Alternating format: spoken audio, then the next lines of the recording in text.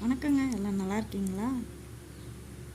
வாங்க, கரிஞ்சி குட்டி கீரை, அதாவது மணத்தக்காளி காய் வச்சு ஒரு குழம்பு செய்யலாம். அதுக்கு என்னென்ன தேவைன்றதை பார்த்துக்கலாம்.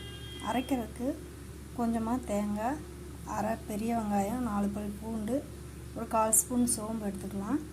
அப்புறம் சின்ன வெங்காயம் ஒரு கைப்பிடி, பூண்டு ஒரு கைப்பிடி, சின்ன தக்காளி ஒன்று. மணத்தக்காளி காய்வி இவ்வளோ வச்சுருக்கேன். அதுக்கு கடலெண்ணெய் ஊற்றிக்கலாம். எண்ணெய் சூடான உடனே கொஞ்சமாக சோம்பு, சீரகம், கடுகு, பெருங்காய கட்டி, வெந்தயம் இதெல்லாம் போட்டு பொரிய வைக்கணும். 2 வரமிளகாய் அதெல்லாம் வெடித்த உடனே வெடிச்சதுக்கு பூண்டு போட்டு முதல்ல வதக்கிக்கலாம். பூண்டு பாதி அளவு வதங்கினதுக்கப்புறமா சின்ன வெங்காயத்தை போட்டு வதக்கலாம். பூண்டு கொஞ்சம் வதங்கிடுச்சு, இப்போ சின்ன வெங்காயத்தை போட்டு வதக்கலாம். லைட்டாக உப்பு போட்டுக்கலாம்.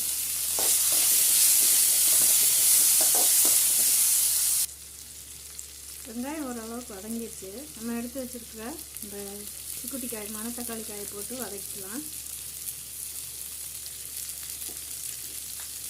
இந்த காய் நேற்று நான் கீரை செஞ்சேன், அதுலேருந்து எடுத்து வச்ச காய் தான்.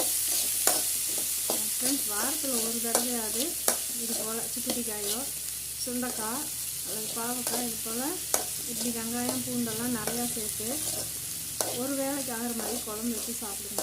வயிற்றுக்கு உடம்புக்கு ரொம்பவே நல்லதுங்க.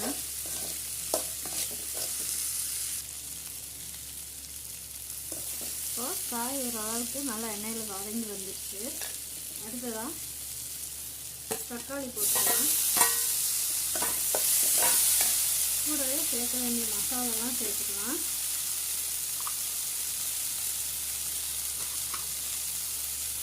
ஒன்றரை ஸ்பூன் மிளகாத்தூள், 2 ஸ்பூன் மல்லித்தூள்,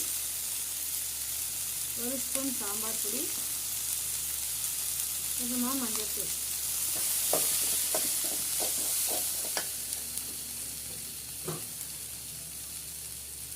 கொஞ்சமாக கல்லுப்பு,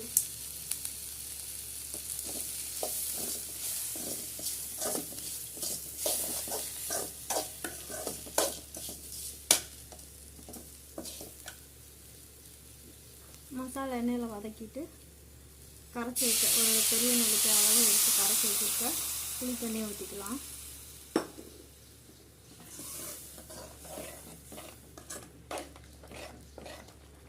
புளி தண்ணி ஊற்றி ஒரு கொதி வந்துடுச்சு. இப்போ நம்ம அரைச்சி வச்சுருக்கிறத ஊற்றிக்கலாம்.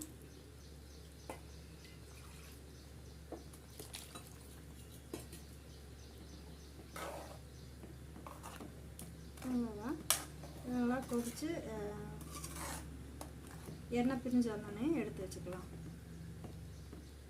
இந்த ஸ்டேஜில் உப்பு காரம் பார்த்துட்டு பத்தலைன்னா போட்டுக்கலாம். கீரையுமே வாரத்தில் ஒரு தடவை எடுத்துக்கோங்க. உடம்புக்கு ரொம்பவே நல்லதுங்க. வயிற்று புண்ணு, வாய் புண்ணு இதெல்லாம் சீக்கிரமாக ஆறிடும், வராமையும் பாதுகாத்துக்கலாங்க.